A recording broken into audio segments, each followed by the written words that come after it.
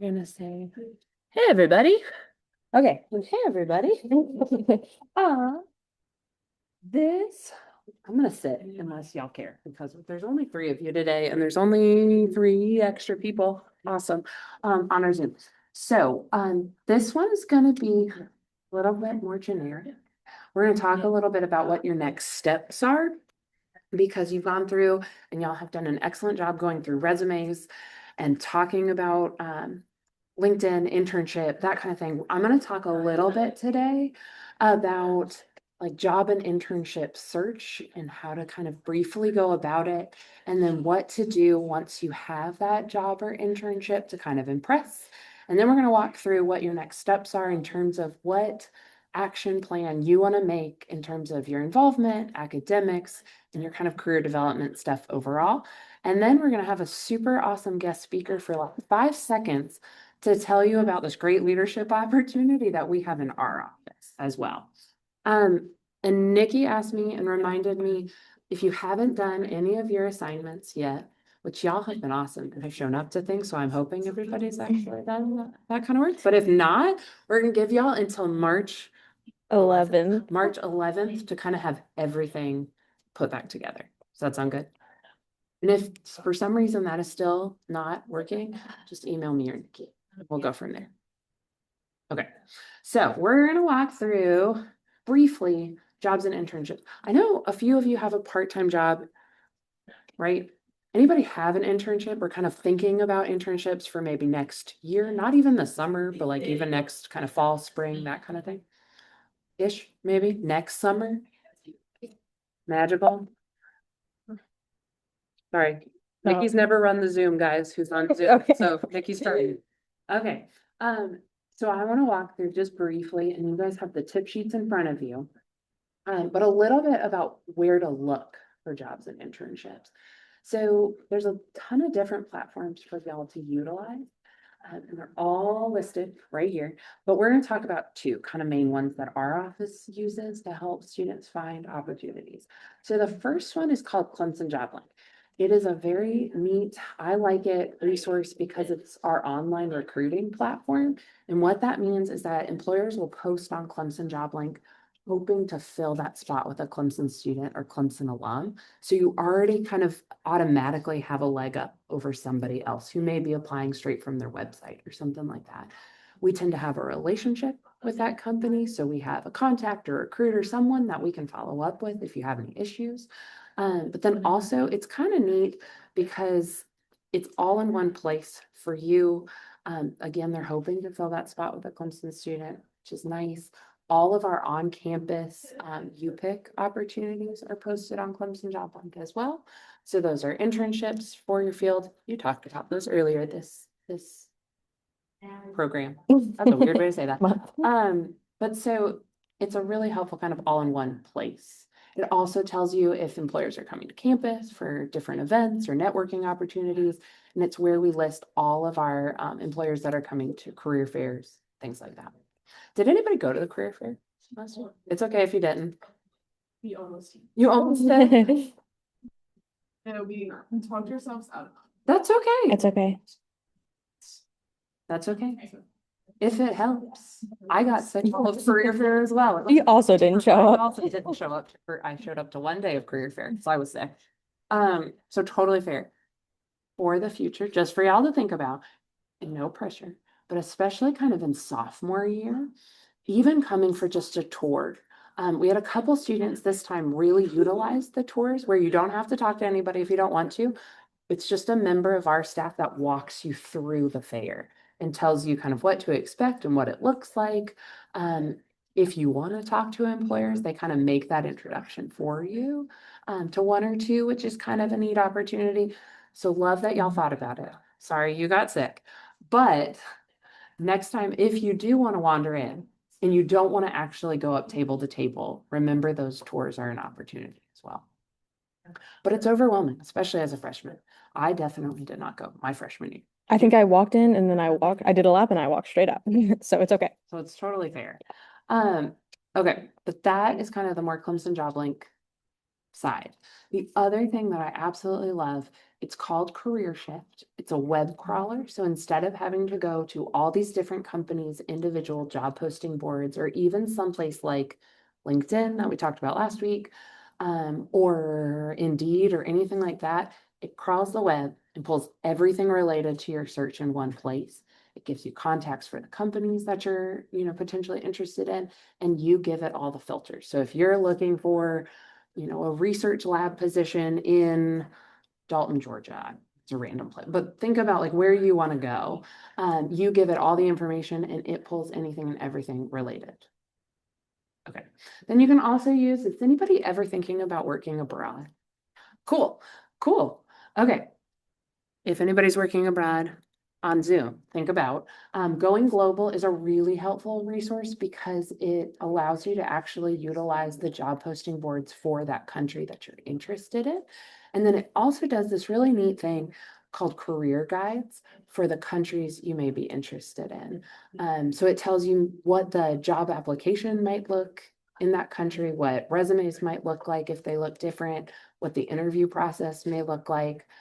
It'll also tell you things like, are there safe areas? Where not so safe? What are the traditional customs and things like that? So Going Global can be really helpful to utilize if you're thinking about working or interning abroad, which is a really cool thing. Okay, any questions on that before we kind of transition from the where to look to how to impress? Okay. All right, so when you're thinking about that, either part-time job, full-time job later on, or that first internship, these are just a couple suggestions in terms of how to impress on that first day or those first couple like weeks you're there. So honestly, I don't know if I really need to say this. I hope I don't, but in case I do, show up on time. If not early, show up prepared. You want to make sure that you've kind of talked with the people about what the dress code is for the office. So you'll notice like Nikki is one of our interns. She does not have to be dressed in a full suit here. I do not have to be dressed in a full suit here. So think about like, what does that look like once you walk in or before you walk in on your first day? Ask thoughtful and meaningful questions to your coworkers and to your supervisor. If you need to know something or want to know something, find, someone, either supervisor or somebody who's in your team or in that office that you feel comfortable asking. Kind of those, I'm going to put silly questions in quotes because I don't really mean they're not necessarily silly, but like if Nikki came into work and was like, is what I'm wearing okay for work? She would probably feel comfortable asking me and maybe not her direct supervisor. Does that make sense? So you want to find kind of that helpful person who's maybe not directly above you all the time, in addition to working closely with your supervisor. The be proactive is honestly just think about fill a need, see a need, fill a need. If you have a great idea, like this program honestly stemmed from Nikki to some extent. It was, hey, I have this idea, and Nikki took it and ran with it. So being proactive with maybe a thought or a project that was given to you, or even that you saw, hey, this would be a really helpful tool if we went ahead and moved forward with it. How many people like feedback? Okay, 1, 2, sorry. Okay, all of you. Just kidding. I do not, especially at the beginning, was afraid. It's not that I don't like feedback. It's a little nervous to receive feedback. But honestly, if you ask for it early and often, you're going to be able to grow way more in that first time job, part-time job, or internship because you're asking what they need, what they're seeing in you that you could do better, or what you're already doing that's great so that you're building upon the skills that you already have. Okay. That goes along with that keep the learning mindset, is that sometimes it's easy to feel down on yourself if maybe you make a mistake early on in that first internship, or if you, do something wrong or miss a meeting or something like that. So anytime you kind of hit that stumbling block, especially in that first internship, try to reframe it as, okay, I did this, this happened. How can I avoid it in the future, or how can I learn from it? Does that make sense? Okay. We're going to shift a little bit from the job internship search into, I know quite a few people who went through the program or applied for the program talked about not having an internship or a job, and that being maybe a goal that they were working towards for either the summer or for next fall and spring. So one of the things when Nikki and I put this together was wanting to have a dedicated section for an action plan so that y'all could walk out of this program thinking in maybe the next 6 to 12 months, what is one academic goal that I want to achieve? What's one involvement goal that I want to achieve? What's one career experience that you want? And who is one person that you can identify for mentorship, guidance, asking questions to, those kind of things. And these feel, at least for us, sometimes kind of big. So we want to break them down even further into what we call SMART goals. So you want to look at that academic goal, involvement goal, career development goal, and that mentor person or person you can ask questions to in a direct way. So you want to think about making it specific, measurable, achievable, relevant, and with whatever time frame you're interested in. So if the specific, if we use the example of, what's one involvement goal? So is there a club, organization, creative inquiry, volunteer experience, whatever it is that kind of helps you identify your career interests maybe, but actually applying it in some real world setting? Again, club, organization, volunteer, shadow, whatever it is, but name what the specifics of that goal are. And then how are you going to measure it? So is it, I'm going to join 3 career related clubs that I'm interested in, or whatever the case may be. Make it achievable. And by that, I mean, do you have the tools, skills? Do you have the information to actually get you to that goal? And is that goal realistic? Because you could say, and I know I'm switching my goal example, but I want to apply to 100 internships. That feels like a wild amount of internships to apply for. So is that goal doable or not? Maybe we tone it back to, I'm going to apply to 10 and see how I feel about that, and then move on from there. And then I want y'all to remember, what's the purpose and the point? Why is the goal relevant? So why is the result of joining that club or applying to those 10 internships or whatever the case may be? Why is it important? And how are you going to keep it relevant and kind of in your, maybe not day to day, but weekly kind of plan for the week? And then time is just, what time frame do you want it to be? We ask in the assignment this week, I think we say 12 months, but I mean, if you have a goal to have an internship by the fall, I don't know. Y'all may not want to do that, but the fall or the spring or something like that. Is it 6 months? Is it within 3 months I want to do this? But give it kind of that timetable so that you can check in on it later on. That makes sense? Do we like the idea of kind of this actionable steps? I like it because especially when you're starting out in kind of this career development world, it feels really big because you're not entirely sure what you should be doing. So we talked through the program, small steps. You're making a resume, you're building a LinkedIn, you're thinking about the fact that we have a career fair that you can attend in the future. So with this, I really want y'all to spend a little time when you do the assignment this week. What are the important goals? And make that your action plan for maybe the next 6 to 12 months. Everybody feel good about this? Okay. Then, ultimately, hopefully y'all know that we exist now because you've been here for 4 weeks. But how can we help? So part of the program is doing an appointment at some point with us to go through and think about, here's the things that I've learned throughout this time.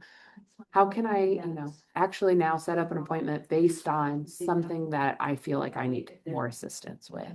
So do you need resume help? Do you need to start a cover letter? Do you want to look into more detail of those job and internship platforms that we just talked about, CareerShift and Going Global and those kind of things? Yeah. Or is it that I am totally questioning if I'm in the right major or what I really want to do?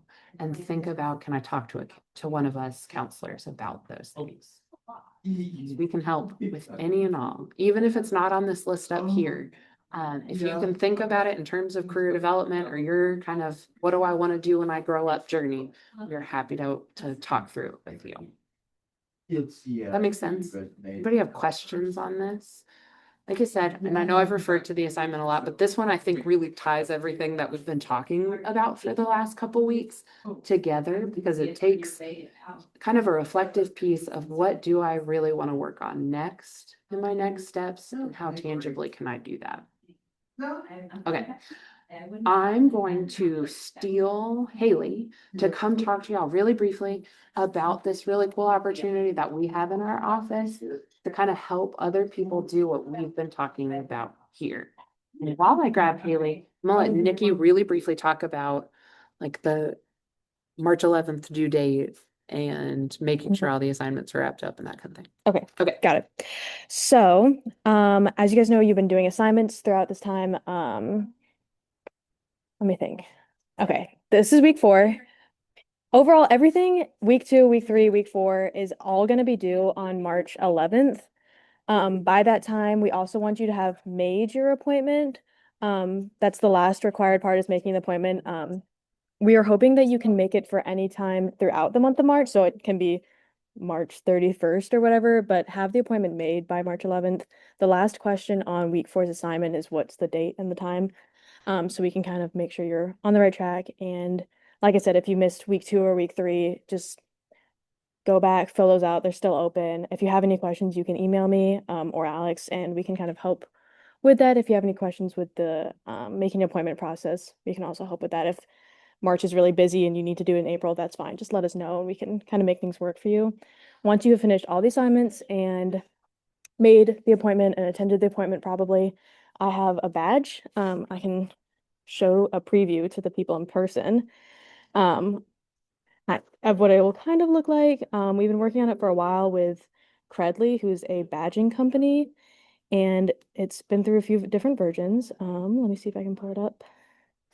But it'll kind of look like that, and it's something you can put on your LinkedIn, and you can highlight it in your certificate section of anything you talk about, whether it be on your resume or LinkedIn. So we'll send that out to you once you complete everything. So everything due by March 11th, but your appointment can be anytime throughout the month of March. Cool. You want to talk about being a career ambassador? I'd love to talk about being a career ambassador. Hi guys, I'm Haley. I'm right in there typically. So I serve as assistant director for career development here. I've been in this role for about a year. It's lots of fun. So a big part of my role is overseeing the career ambassador program. So these are students that are of any class level, any major, that just want to learn more about professional development. So that's why I thought it would be great to talk to you all, because here you are, right? So typically, this is a volunteer position, but I do my best to, I am always in the makerspace in the library. They're sick of seeing me. I'm always making a badge, a sticker, as something to make it a fun experience. So it's just a really good way to learn some more of those resume skills. If you're interested in any like peer-to-peer assistance, this would be a really good opportunity. It's about 3 hours a week is what we try to ask for. And those are usually just through drop-ins in the library. So that's on the 3rd floor. That's 1:30 to 3:30 those afternoons. If you can just come in, we teach you resume skills, cover letter skills. If you stick around long enough, we try to do job searches, things like that too, which I heard you guys talk about today. So that's something that if you're interested in just like another pretty easy leadership opportunity, and what I think is a pretty fun leadership opportunity, feel free to apply. That's a QR code to apply. If you want to hear more about it, we have an info session on Friday. So if you go to our events page and RSVP, I'll send you the link. That's like a non-committal, just if you want to kind of hear me talk about it a little bit more. And we're gonna have one of the career ambassadors there virtually, just to talk about her experience a little bit. I think I might have forgotten anything. She does really cool, you kind of touched on this, but almost like elevated versions. I'm gonna put that in quotes. But like she picks topics that are helpful, like in terms of your own professional development, and what, twice, like mid-semester. Yeah. There was one training like the week of like the first week of classes that we basically were just like, hello everyone, nice to see you all in real life. There's Canvas modules over the summer, but you have like 3 weeks to do each of them, and I think there's either 6 or like there are between 6 and 8 of them. But it's usually just like critique your own resume, send it in. I say great work. I give you a cover letter. I say critique your own cover letter from applying to the position. And then I say great, and then it's usually just sending in a couple of videos of you answering some mock interview questions if you do get to that point, and just becoming a little more familiar with like our platforms and our services and stuff. Again, it is pretty lenient, like if school and things come first, obviously, if it's volunteer. But again, that's just like 3 hours a week. And I think the people that do it now are really enjoy it. And plus, if you have more availability during like career fair times, 'cause obviously like afternoons can be weird. We try to let people come help out at the career fair. And that's always a really good opportunity too, to like get in front of employers like first thing in the morning. Especially if you are in like an industry major that's on those first 3 days, or in like a particular business major on that fourth day. Yeah. I appreciate Are it. any of y'all thinking about doing like working with people? I know like researchy and that kind of stuff. We've had a lot of students in the past that are like teaching related or want to be counselors or want to work in some kind of team related or HR related kind of field. Because it's one way for you to get one-on-one interaction experience without having to be in those more confidentially kind of settings. So like that's it's just resume. And you're never alone at drop-ins, by the way. There's always a professional staff and a graduate assistant usually there. So if there's ever a question that you're like, I don't know the answer to this, there's someone there that's like a resource that I can be like, oh yeah, great question. Here's the answer to that. Awesome. Any questions for him? Yeah. Can I apply for like a specific semester, because I'm gonna be abroad in the fall? Would I be able to do it for like the spring only?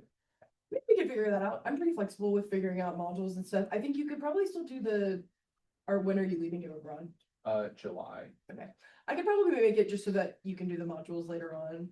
I don't want to like take up your winter break with that, but I mean, because it's like a really weird fall, so I'll Yeah. be back in like end of October, so I have like 2 months. yeah. I think as long as communication is there, I would be like, here it is published if you would like to do it later on. I'm pretty much open to anything. There were some people that just did it first semester and we lost a lot because everyone went abroad. And I was like, okay, fine, go like have fun and be in Italy or whatever. So I'm pretty flexible with those things. I'm hoping they all come back next fall, but it just depends on schedules and stuff. So yeah, perfect. Cool. Yeah. It's a great opportunity. It looks really good leadership wise as well. So just a thought. Y'all have been awesome about being here. Like these are 3 dedicated, have been here every single week. Oh, getting all In the way person. here. Drinking coffee every I week. know, wait, what did you guys think? You love it. Nice. Oh, so is the milk working again? Yes. Oh, I know, I said they picked the most perfect Just for time. you guys. Thank you, Mimi. Thank you so Yes. much. Growing up every week. Absolutely. I'll be right there. Thank you so much. If you guys have any questions. Whole 6 minutes. Till 6 minutes from now. Yeah, yeah. It's okay. Oh, sorry. It's Such a cool opportunity. You get to hang out here more or in the library with us. It also helps just like develop your own skills. Like you learn so much about how to critique a resume that like you know how to do your own resume. And I like have the basis of my training was the basis of their training. And so you kind of just learn all these skills as you're also teaching other people. So it's really just professional development all around, truly. All right, that was a lot of information that y'all have gone through in 4 weeks. If y'all have questions, we are here. If y'all think of questions later, I mean, Nikki emails what, like A 3 lot. times a week? I'm sorry. So if you have questions, please don't hesitate to let us know. And if, like Nikki said before, if for some reason y'all can't get an appointment that works for your schedule or anything like that, just email us and we will get you in. Wait. So they can be virtually or they can be here. Yeah. It's totally up to you, whatever your preference is. It can also be if you want it to be with us, you have to specify like our certain block. So my block is Wednesday mornings from 10 to 12. I don't know when Alex is. Thursday mornings from 10 to 12. 9 to 12. So if you want us specifically, those are our time blocks. Or just email. But if you don't care, everyone here in this office is really great. Everyone also has kind of different perspectives. So maybe it's nice to get someone else's point of view. You can just pick any time that works best for you, and it can be virtual or online. Thanks for coming every week, y'all. Y'all are a steady 3, which is awesome. So, but if you need anything, please let us know. And if not, y'all are good to go. Thank you. Thanks, guys. Oh, this is your, no, yes. It's like, this is your computer.